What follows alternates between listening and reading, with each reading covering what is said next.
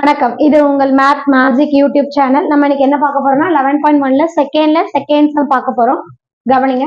Integral tan x by cos x dx இருக்குங்களா? இதை நம்ம எப்படி எழுதிக்கலாம் அப்படின்னா integral tan x into cos x நான் என்ன எழுதிக்கிறேன்னா 1 by cos x தனியா எழுதிக்கிறேன். அப்ப இதை நம்ம மாடிஃபை பண்ணலாம். Integral tan x 1 by cos x னா என்னன்னு தெரியும் நமக்கு secant x இல்லையா? Okay. secant x tan x னா என்ன formula secant x plus c.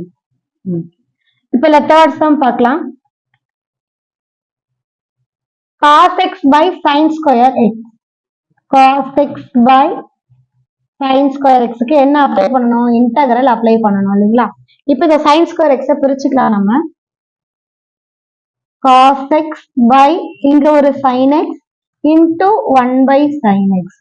ஏன் பிரிக்கிறோம் அப்படின்னா நமக்கு அதுக்கான ஃபார்முலாஸ் இல்ல, சோ அதை நம்ம பிரிச்சிடுறோம். cos by sin நமக்கு என்னன்னு தெரியும் cot x.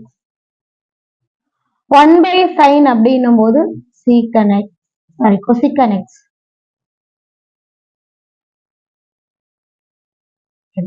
நமக்கு தெரியும் cosecant x cot x அப்படின்னும் போது minus cosecant x plus c. therefore integral cos x by sin square x dx value. மறக்காம எங்க சேனலை சப்ஸ்கிரைப் பண்ணுங்க. உங்களுக்கு டவுட் இருந்ததுன்னா கமெண்ட்ல மெசேஜ் பண்ணுங்க. தொடர்ந்து பார்த்துட்டே வாங்க எங்களோட சேனலை. அப்பதான் உங்களுக்கு அடுத்தடுத்த சம் என்னன்றது உங்களுக்கு தெரியும். தேங்க்யூ.